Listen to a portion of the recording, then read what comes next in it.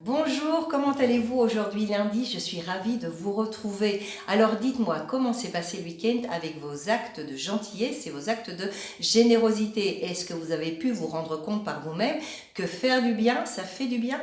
Que faire du bien aux autres, ça fait du bien à notre petite personne? Que lorsqu'on est gentil et lorsqu'on est généreux, on en reçoit énormément de bienfaits. J'espère que ça a été le cas et que vous allez pouvoir continuer à le faire parce que tout en offrant des choses aux autres qui les rendent heureux, vous vous rendez heureux vous-même. Et en parlant de bonheur, j'ai ce petit souci, j'ai lu pas mal de bouquins en ce moment, je fais pas mal d'interviews, etc., sur le bonheur, le bien-être, le sourire, etc. Et ce que j'entends régulièrement, c'est « je suis heureux parce que je l'ai décidé ». Et ça, c'est magnifique et continuez, décidez d'être heureux. Et maintenant, je vais vous donner la partie dont on parle nettement moins, c'est « je suis malheureux parce que je l'ai décidé ». Ah ben oui, ça va dans les deux sens. Je suis heureuse parce que je l'ai décidé. Ça veut également dire que je suis malheureuse parce que je l'ai décidé. Et je vous entends déjà, non, non, non, mais moi j'ai jamais décidé de perdre mon emploi, moi j'ai jamais décidé d'avoir cet accident, moi j'ai jamais décidé de tomber sur ce connard qui m'a laissé tomber. Eh bien, oui, allez, on va dire que vous n'êtes pas nécessairement directement responsable, bien que, mais ça on le verra plus tard.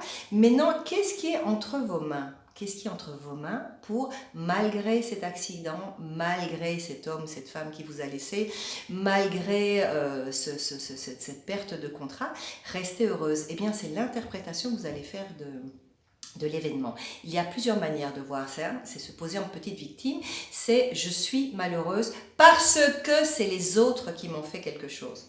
Donc vous voyez, c'est un petit peu, je suis heureuse parce que c'est moi qui l'ai décidé, mais je suis malheureuse parce que c'est tous les méchants qui m'embêtent. Alors on va faire une relecture et voir un petit peu comment on peut changer pour ne pas voir systématiquement le côté malheureux en premier. Donc, par exemple, le boulot, eh bien, au lieu de dire maintenant je suis une sans emploi, j'ai pas d'argent, c'est bien maintenant j'ai l'occasion de développer des nouvelles connaissances, j'ai l'occasion de faire peut-être un boulot qui me convient mieux, qui me satisfait davantage, où j'ai peut-être un peu plus de temps pour faire un plan avec moi-même, qu'est-ce que je veux dans la vie, etc. Pour ce qui est de l'amoureux, du mari, ben, c'est un petit peu voir qu'est-ce que j'ai fait dans un couple, on est rarement seul, on est deux. Alors qu'est-ce qui a fait qu'on en est arrivé à cette situation-là? Et c'est pas suffisant de dire c'est toute la faute de l'autre. C'est pas suffisant. Il y a également eu des signes avant-coureurs probablement que vous n'avez pas voulu voir, je n'en sais rien. Mais de voir un petit peu tout ce que vous pouvez tirer comme leçon pour que ça n'arrive plus. D'accord?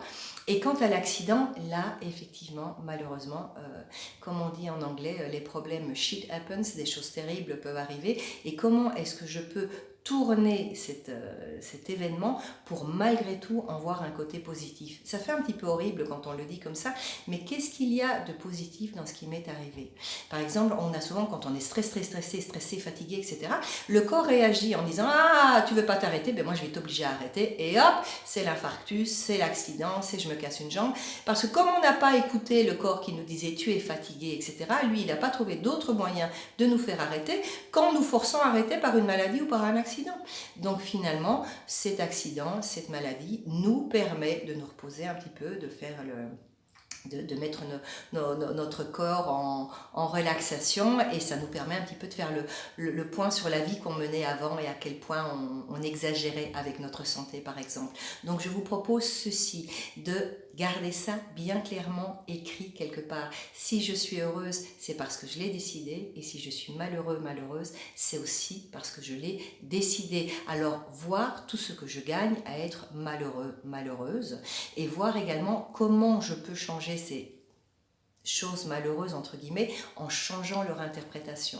Donc comment est-ce que je peux changer l'interprétation des faits qui fait que je suis malheureuse? Comment les transformer pour y trouver un côté plus positif et en tout cas un apprentissage? Et puis je vous l'avais déjà dit, soyez heureux d'être partie du problème, parce que si vous faites partie du problème, si c'est effectivement vous qui l'avez décidé, ça veut dire que c'est également vous qui pouvez le changer. Vous ne dépendez pas des autres. Si c'est vous qui l'avez décidé, c'est également vous qui pouvez décider d'en sortir. Et ça vous rend très powerful. Vous avez un pouvoir énorme parce que vous avez le pouvoir de faire changer changer la situation. Voilà, j'espère que j'ai été claire et sinon vous n'hésitez pas à liker, commenter, partager, abonnez-vous à la chaîne pour ceux qui n'y sont pas encore et on se dit à demain, on va probablement continuer à travailler sur cette responsabilisation. Je me responsabilise comme ça, je peux faire quelque chose. Voilà, excellent lundi.